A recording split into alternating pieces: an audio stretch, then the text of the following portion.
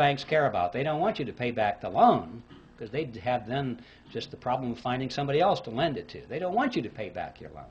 They want you to pay the interest on the loan and keep those loans going forever. And finally, when people have trouble making those interest payments, and it looks like the bank is going to have to write it off of its books, what happens? They go to Congress. And they say, well, this corporation that's having trouble making its interest payments, we can't let that corporation fold, because look how many thousands of jobs would be lost and people would go on welfare. There would be despair. We must protect the people. Or if it's a third world country that can't make its interest payments anymore, they say, well, we can't allow that to happen. We must make those payments for them in some way or another. Because if that venerable bank had to write that huge loan off of its books, it would technically be bankrupt. And if it were bankrupt, it might have to close its doors. If that bank were to fall, it's such a huge bank, it'd be like a domino, and it might knock the other banks down too, and we could have a major economic crisis on our hands, and look how the people would suffer. And so Congress dutifully always responds. Remember, Congress is the partner in this scam. Always rushes in and says, yes, we can't allow those bad things to happen to the people. And so they vote the money to guarantee the loans or make outright payments in some very creative fashions so that the interest can continue flowing to the banks. Some of the more memorable games you may have missed over the recent years: Penn Central Railroad was bailed out in 1970, Lockheed Corporation that same year, Commonwealth Bank of Detroit in 1972, New York City in 1975, Chrysler in 1978, First Pennsylvania Bank in 1980, Continental Illinois, the largest of the banks so far, in 1982, and of course we know how many third world countries out there have had their debts funded. The money comes from the IMF World Bank so they can continue making their payments. And the IMF World Bank gets their money from the Federal Reserve System, and the Federal Reserve System gets it from us in the form of that mandrake mechanism and the hidden tax called inflation, or direct taxes in some cases. The Federal Reserve System gets an A on its report card on all three of its true objectives. My final topic is a short one, and it has to do with usury. An interesting concept. Usury used to be defined in ancient times as interest on a loan, period. Any interest on any loan was usury. Well, it's been redefined in modern times as excessive interest on a loan, in view of the fact that when people earn their money and they save it, they sacrifice the use of it, and then they loan it to somebody else for their venture. They're entitled to some reasonable return on that sacrifice. Some interest return it seems fair and logical to most people. So the question today is excessive interest. What is that?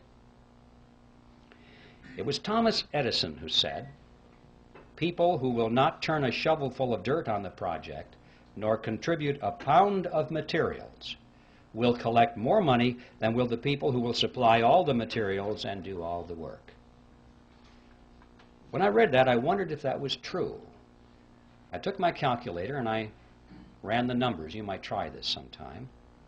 If you assume a $100,000 home to be built, and that $30,000 is to go for the land and the architect's fees and the building permits, that kind of thing, $70,000 to go for the actual construction of the house, the materials and the labor. You assume further that the buyer goes to the bank, puts 20% down, takes out a 10% loan for 30 years. Punch in the numbers, and you will see that he will pay to the bank in interest $172,741 compared to $70,000 for labor and materials. In other words, as Edison said, 2.5 times more will be paid to the banks who did nothing than for those who provided all the labor and all the materials. And you may say, well, yeah, that's true, but don't forget the time value of money. Reasonable interest is rational. People need to be compensated for the sacrifice of their money over 30 years. That's a long period of time. Wait a minute. Not this money, ladies and gentlemen. Nobody earned this money. Nobody saved this money. Nobody sacrificed anything for this money. This money was created out of nothing. And I suggest that $172,741 interest on nothing is excessive. I think we need to focus on this issue. We need a new definition of the word usury. Any interest on any loan of fiat money, meaning money created out of nothing. Now this example of $172,741 unearned interest on a $100,000 home is like a grain of sand in the Sahara. Look around the desert. All of the other homes of America, all the factories, all the machinery in the factories, all of the high-rise buildings, the hotels, all the airplanes, the automobiles, the farm equipment, the farm structures, everything that we have, we're looking at a similar relationship here. This is staggering. To consider the amount of money that is in this huge, wide river of wealth flowing into the banking cartel because the money was created out of nothing. It's such a wide river of wealth, you can't even think across it in your mind. It's perpetually moving into the banking cartel. This is a dead short across the productive capacity of America. This is money that should be going to the people who produce and who create, instead of being siphoned off through a scam. Think of what our standard of living could be if it weren't for this dead short across our economy. Well, where is this money going? This river, where is it flowing? You get the mental picture that maybe it's going into a lake somewhere or behind a dam. All this money is rising, accumulating. People are getting richer and richer and richer. No, not so. It's not how it works. They're spending the money. What are they spending it for? Well, they're not spending it for more yachts and more mansions. That's not it. I mean, they got rid of the mansions back on Jekyll Island. They got bored with those things. Once a person has all the money that they can possibly use for the material pleasures of life, what is left?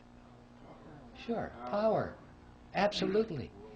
They are spending this money for power, ladies and gentlemen, to acquire power over you and me and our children. They're literally buying up the world with it. But I don't mean they're buying up the real estate or the hardware. They're buying up control over people. Technically, in sociological terms, they're buying control over the power centers, which means those groups and institutions through which people live and work and follow leadership and accept information. People are always associated in groups, and they work in groups, they move in groups. And these groups have heads of them, leaders. And this money has been going for many years to acquire influence, if not control, over the leaders of these power centers in society. So they can, therefore, indirectly influence and control you and me. Specifically, that means they have been spending this river of wealth very freely to buy control over politicians, political parties, television networks, cable networks, newspapers, magazines, publishers, wire services, motion picture studios, universities, labor unions, church organizations, trade associations, labor unions, tax-exempt foundations, multinational corporations, Boy Scouts, Girl Scouts, you name it. Make your own list.